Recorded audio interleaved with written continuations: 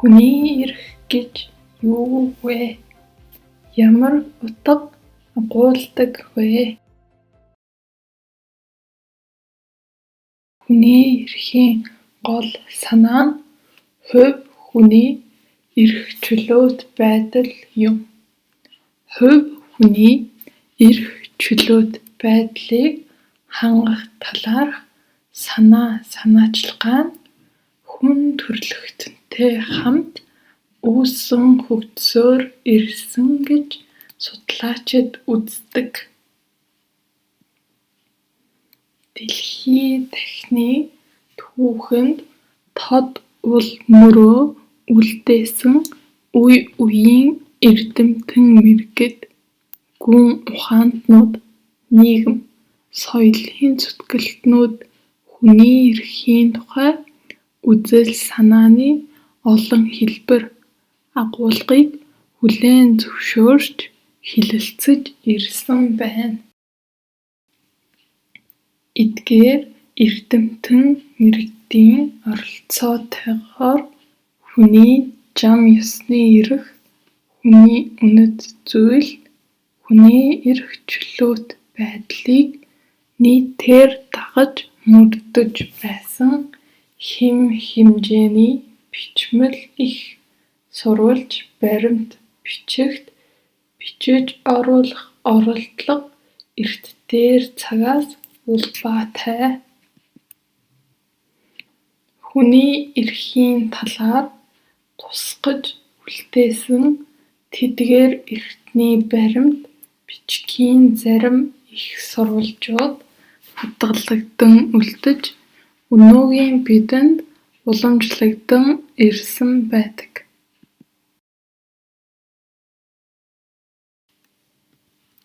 Хүний эрхийн талаарх түүхэн баримт бичгүүд, түүний агуулга.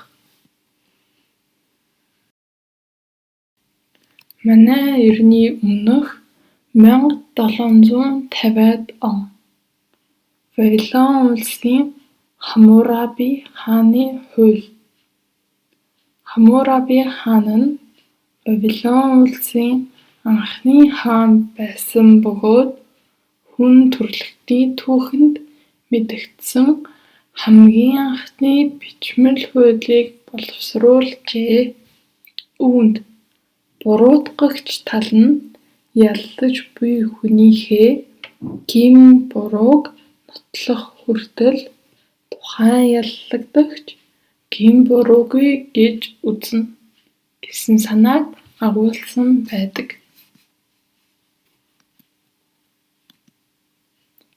1215 он Магна Харта. Энэ нь Английн хаан 1-р Жон өөрийн улсын язгууртан ноёдын шахалтаар гарын үсэг зурсан эрх чөлөөний тухай хууль юм. Үүнд асуудлыг зөвхөн хуулийн дагуу шийдвэрлэх мөн төлөөлөлгүй бол татвар төлөхгүй зэрэг үзэл санаа тусгагджээ. 1689 он Английн эрхийн тухай тунхаг уг баримт бичгийг 2-р Жеймс хаан Ференесээ бууснаар парламент баталжээ. Үүнд парламентын зөвшөөрлгүйгээр хуулийн үйлчлэлийг зогсоох, татвар ноогдуулах, мөн сонгуульд саад хийхийг хаант засаглалд хоригложээ. Мөн парламентын түвшинд үзэл бодлоо илэрхийлэх эрх чөлөөг баталгаажуулсан байна. 1776 он Америкийн нэгдсэн улсын тусгаар тогтнолын тунхаглал.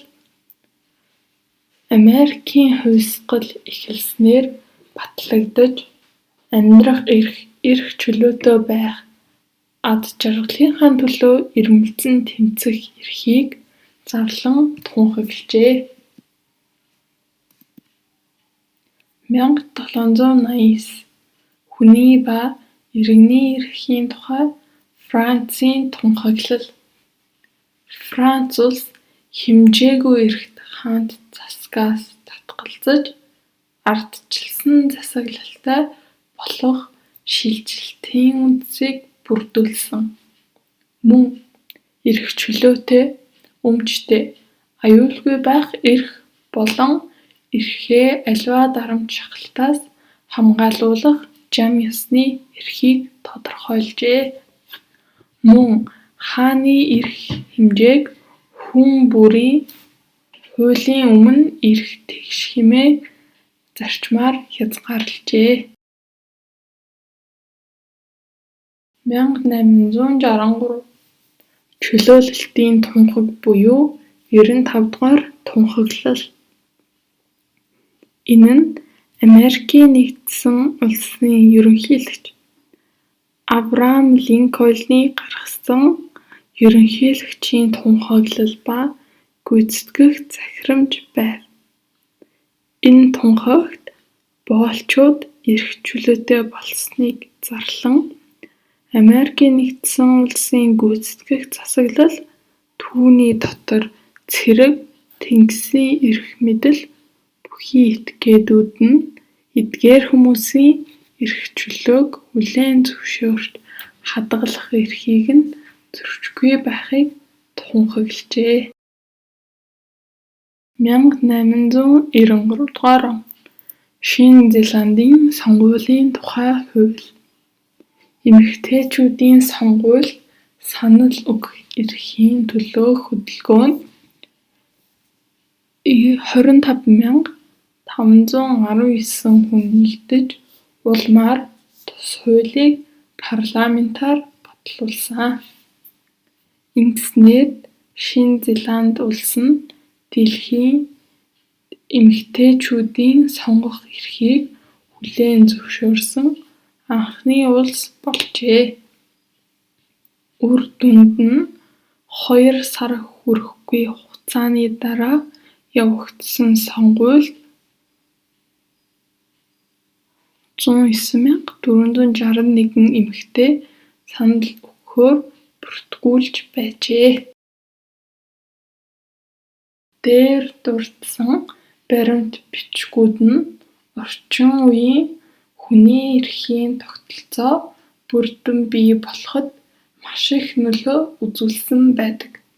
Тиймээс хүний эрхийн талаар сурч боловсрох, ажиллах сонирхолтой залуус иргэдэд эдгээр баримт бичгүүд наривчлан танилцахыг бид зөвлөж байна.